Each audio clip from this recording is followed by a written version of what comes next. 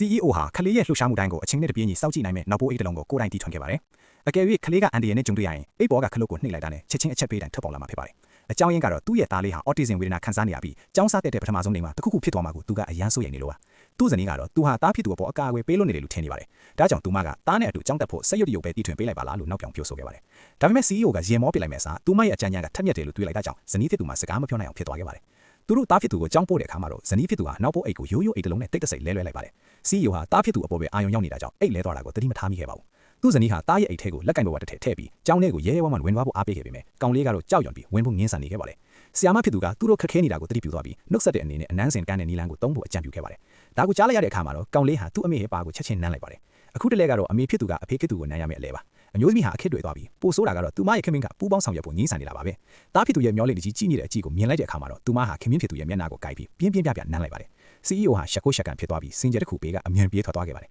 ။အဲ့ဒီအချိန်မှာလေကောင်လေးရဲ့ဆီယာမကလာခေါ်ပါတယ်။ကောင်လေးဟာသူ့အမေရဲ့နောက်မှာချက်ချင်းပုံလိုက်ပါတယ်။ကောင်လေးရဲ့ထူးခြားတဲ့အချိန်ကြီးကြောင့်ဆီယာမကအမျိုးသမီးကိုကြောင်းတဲ့အထိလိုက်ခဲ့ဖို့အကြံပြုခဲ့ပါတယ်။ဒါမှသာသူပိုပြီးဘေးကန်းလုံခြုံတယ်လို့ခံစားရမှာဖြစ်ပါတယ်။ဒါကြောင့်အမျိုးသမီးဟာသားဖြစ်သူရဲ့လက်ကိုဆွဲပြီးကြောင်းတဲ့ကိုဝင်သွားခဲ့ပါတယ်။တစ်ဖက်မှာလေ CEO ဟာရုံးကိုပြန်ဖို့လုပ်နေတော့သူ့တီထွင်ထားတဲ့စောင့်ကြည့်ရဲ့အိတ်ကကားထဲမှာပဲရှိသေးတာကိုတွေ့သွားပါတယ်။သူ့ဇနီးကအိတ်တွေကိုလဲလိုက်ပြီးဆိုတာသူချက်ချင်းသိလိုက်ပါတယ်။သားဖြစ်သူအတွက်အရန်ဆိုးရည်နေကြောင်းသူကအတွင်းရည်မှုကိုကြောင်းရဲ့မျက်စောင်းထိုးမှရှိတဲ့အိမ်ကိုချက်ချင်းငားလိုက်ပါတယ်။ပြီးတော့ဝန်လန်းတွေကိုအဲ့ဒီနေရာကနေပဲအလွတ်လွတ်ဖို့ညွှန်ကြားလိုက်ပါတယ်။အဲ့ဒီနောက်သားဖြစ်သူကိုစောင့်ကြည့်ဖို့အတွက်အဝေးကြီးမှောင်ပြောင်းအရားစွာကိုပြင်ဆင်ခဲ့ပါတယ်။ဒါပေမဲ့သူ့အမိကဘေးမှာရှိနေတဲ့အကြောင်းကောင်လေးကပုံမှန်တိုင်းပဲပြုတ်မှုနေခဲ့ပါတယ်။သားဖြစ်သူတင်းငင်သွားတာကိုမြင်လိုက်တဲ့အခါမှာတော့အမျိုးသမီးဟာဆီယာမနောက်ကိုလိုက်ပြီးပတင်းဝါကထွက်သွားခဲ့ပါတယ်။ CEO ကအဲ့ဒီအခိုက်အတန့်ကိုလမ်းမြင်သွားပါတယ်။သူဟာသူ့ဇနီးနဲ့အဲ့ဒီဆီယာမတို့က college ကျောင်းနေပေါ်တွေထိနေတာကိုအမြဲတမ်းသဘောမကျခဲ့ပါဘူး။ဆီယာမကသူ့ဇနီးရဲ့စပင်းကိုတပ်ပေးလိုက်တာကိုမြင်လိုက်တဲ့အခါမှာတော့သူကလက်ထပ်ကိုဖုံးချက်ချင်းပေးဖို့ပြောပါတယ်။ပြီးတော့ဇနီးဖြစ်သူကိုဖုံးဆက်ပြီးအင်ကိုဒီနေ့စောစောကြီးပြန်လာဖို့ပြောပါတယ်။ဇနီးဖြစ်သူကကျောင်းဆင်းရင်သားကိုဘောလုံးသွားကစားဖို့ဆီယာမနဲ့ချင်းပြီးသားစွာလို့ပြန်ပြောခဲ့ပါတယ်။ဒါကိုကြားလိုက်တဲ့အခါမှာတော့ CEO ကအိမ်မှာတခုခုဖြစ်နေပြီဆိုပြီးချက်ချင်းလင်းပြောလိုက်ပါတယ်။ကျောင်းဆင်းတဲ့အခါအမျိုးသမီးဟာသားနဲ့အတူအင်ကိုအပြေးအလွှာပြန်လာခဲ့ပါတယ်။သူမကခနဲ့ထစ်သူကိုဘာဖြစ်တာလဲလို့မေးတဲ့အခါမှာသူက